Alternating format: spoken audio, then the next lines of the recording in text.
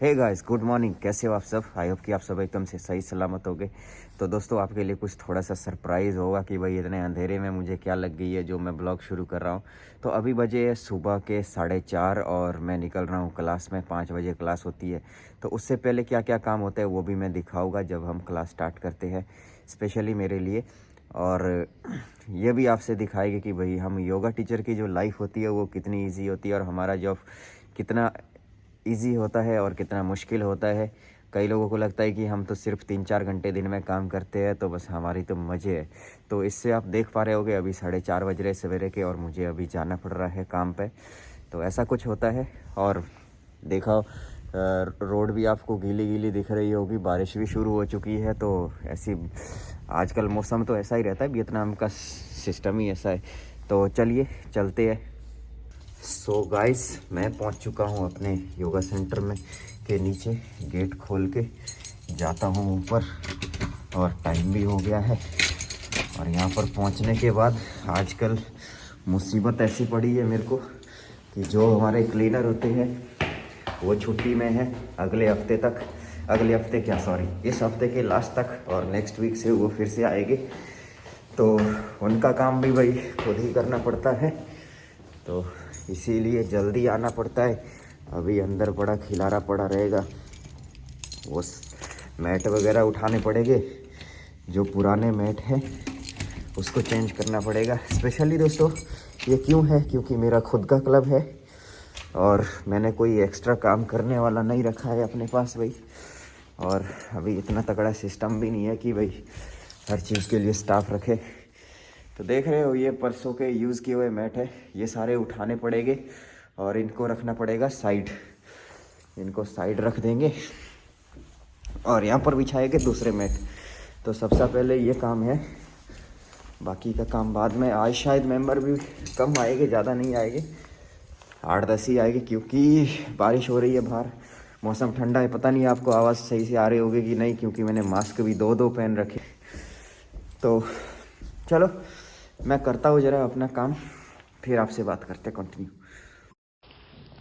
जैसे कि आपको बताया था 8-10 मेंबर ही आएंगे, तो वही 8-10 मेंबर ही आए, कोई एक ज़्यादा नहीं कम आया बस। सो गाइस, अभी एक क्लास ख़त्म हुई है और ऑलरेडी 6:10 हो गए हैं। तो मैंने कॉफ़ी तैयार कर ली थी अपनी यहीं पर। दूसरी क्लास का इंतज़ार करना है जब तक, तो मैं सोचा कॉफ़ी पी लेता हूँ। तो ये अपनी कॉफ़ी रही और दूसरी क्लास के लिए लोग आ रहे हैं, बैठ रहे हैं, इधर देख रहे हो आना शुरू हुआ है। अभी 5 मिनट बाकी है, तो तब तक मेरी कॉफ़ी ख़त्म हो जाएगी। सो गाइस, योगा की 2 क्लास ख़त्म हो चुकी है मेरी। और इधर देख लो भाई, ये सिस्टम देख रहे हो ना आप, पानी गर्म करने के लिए है क्योंकि मैट साफ़ करने अभी। तो मैट साफ़ करने के लिए भाई पानी तो गर्म चाहिए, नहीं तो इतनी सर्दी में हालत हो जाएगी ख़राब। पानी मैंने इसमें डाल दिया है केतली में। पानी करते हैं गरम और फिर इसमें कुछ ठंडा पानी है, इसको मिक्स करके ये पोछा है, इससे मैट को साफ़ करेंगे। और उससे पहले मैं मैट को एक जगह में इकट्ठे कर दूंगा और झाड़ू लगानी पड़ेगी क्योंकि पिछले कल सफाई नहीं हुई है। तो भाई झाड़ू अभी लगानी पड़ेगी, फिर मैट साफ़ हो गए और फिर जाना पड़ेगा घर। तो इतना काम है भाई, क्या बताए, करना तो पड़ेगा। झाड़ू देख लो, 6 फुट की झाड़ू।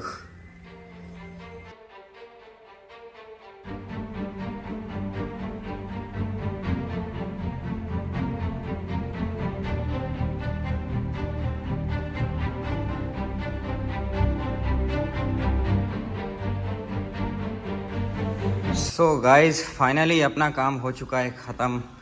देख लो मैट वगैरह मैंने साफ़ कर दिया, झाड़ू लगा दी एकदम से रेडी। और अब ज़रा टाइप करते हैं और चलते हैं घर की ओर। जितना लोगों को लगता है ना कि भाई इसका काम आसान है, मेरा काम मुश्किल है, तो भाई अपना अपना काम सबको मुश्किल है। ऐसा क्यों होता है? इसीलिए सेटिस्फाई होना सीखो। जो भी आप कर रहे हैं उसको तसल्ली से करो, बढ़िया करके करो और उसी में खुश रहना सीख लो, क्योंकि हर एक के काम में कोई ना कोई प्रॉब्लम तो है भाई। तो इसीलिए कभी ये मत सोचो कि भाई मेरा काम बड़ा ख़राब है यार, उसका काम अच्छा है। तो सारे के काम में कोई ना कोई तो फंडा रहता है। तो इसीलिए अपने काम में खुश होना सीखो, उसी में मज़ा है। जो भी है, कोई काम छोटा और बड़ा नहीं है, सारे काम बराबर है। अभी देखो, योगा टीचर हूँ, टीच करता हूँ, लेकिन झाड़ू पोछा भी कर दिया भाई। तो कोई इसमें क्या बड़ी बात है, सब नॉर्मल है, करना ही पड़ेगा ना। कौन करेगा, हम नहीं तो कौन करेगा।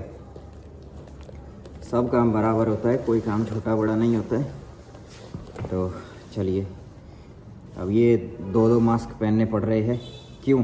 क्योंकि बाहर हवा तेज़ चल रही है।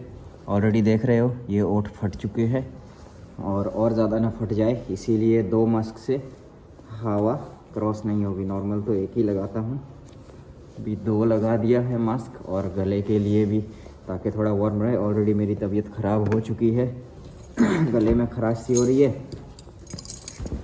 तो भैया ऐसे ही है, ज़िंदगी चलते रहेगी और आप भी इंजॉय करो। और चलता हूँ घर, आज एमी को भी स्कूल नहीं जाना है, क्योंकि भाई एमी का तबीयत भी ख़राब हो चुका है। जैसे ही वेदर चेंज हुआ, एमी की भी तबीयत ख़राब हो गई, उसको भी जुकाम बुखार चल रहा है, खांसी हो गई है। तो आज घर में ही सारे रह गए भाई। मेरे तो और भी दिन में भी क्लासेस है, सारा कुछ सिस्टम भाई बंद बंद करके जाना पड़ता है, बिजली पानी सब कुछ। तो चलिए मिलते हैं थोड़ी देर के बाद, घर निकलता हूँ। सो गाइस, अभी दिन के ऑलमोस्ट 1 बजने वाला है, और मैं गया था बैंक में क्लास लेने के लिए। क्लास लेने के बाद आया तो देखा भाई वाइफ ने यहाँ पर चिकन करी बना रखी है, देख रहे हो, एकदम से खतरनाक वाली चिकन करी। पर मेरे पास कल के राजमा भी बचे हुए थे, तो मेरा तो मन है राजमा चावल खाने का, और चिकन करी ऐसी रह जाएगी, और इसको खाएंगे शाम को, और बच जाएगी तो कल दिन में खाएंगे। और मेरे राजमा को गर्म कर दिया है, और गर्मा गर्म राजमा निकाल के और आनंद लेते हैं। फिर नीचे जाते हैं रूम पे, और रूम में आपको दिखाता हूँ मैं भाई एमी का क्रिसमस ट्री घर के अंदर ही बना रखा है। बहुत बड़ा क्रिसमस ट्री बना रखा है, आर्टिफिशियल ट्री है। तो वो पुराना ट्री एक्चुअली लास्ट ईयर 2 साल पहले मैंने अपने वो योगा सेंटर में लगाया हुआ था। तो वैसे पैक करके रख लिया था क्रिसमस ख़त्म होने के बाद। अभी मैं घर लेके आ गया था उसको, और एमी के लिए लगा लिया है, क्योंकि एमी डिमांड कर रही थी। क्योंकि एमी ने देखा ना बाहर रोड के ऊपर बहुत सारे क्रिसमस ट्री वगैरह लगे हुए हैं कोई सेल के लिए, तो एमी का डिमांड था, इसीलिए मैं घर लेके आ गया क्लब से अपने। तो थोड़ी देर के बाद दिखाएंगे आपसे, फ़िलहाल मैं खाना लगा लेता हूँ। तो ये देख लो भैया, राजमा है, ये राजमा चावल खाने का मज़ा आएगा कुछ और ही। तो चावल यहाँ पर है, चावल निकाल लेते हैं। ये वियतनामी चावल है। मैं बासमती वाला राइस बहुत रेयरली बनाता हूँ। अगर कभी बिरयानी वगैरह बनाना है तो बासमती राइस को यूज़ करता हूँ, अदरवाइज़ ये वियतनाम वाला ही। वियतनाम का राइस ना थोड़ा सा स्टिकी टाइप होता है। तो ये हो गया जी भाई, पूरा कटोरा भर लिया है राजमा चावल का। राजमा ज़्यादा है इसमें, राइस कम है ऊपर। तो राजमा ही गरम गरम खाने का मज़ा आएगा। तो थोड़ी देर के बाद मिलते हैं। सो गाइस, खा पी के नीचे आया तो एमी भी सो गई थी अपने नानी जी के रूम में उस साइड में, वाइफ भी, और फिर मैं भी सो गया। क्या करता बाकी। तो अभी फिर से क्लास में जाना है, लेकिन उससे पहले आपको कुछ दिखाता हूँ। तो ये देखिए ज़रा, एमी का क्रिसमस ट्री हमने यहाँ पर सजा रखा है बिल्कुल दरवाजे के पास में। क्या करें, कुछ ना कुछ तो एमी के लिए करना था। तो वाइड एंगल से दिखाते हैं, छोटा दिखे। देखो कुछ इस प्रकार से दिखता है, देख लिया आपने। हिटफाव मार्क्स थांगलू थांगचन गपचन डो गफ हाई ताइंग गांसो साजाओ।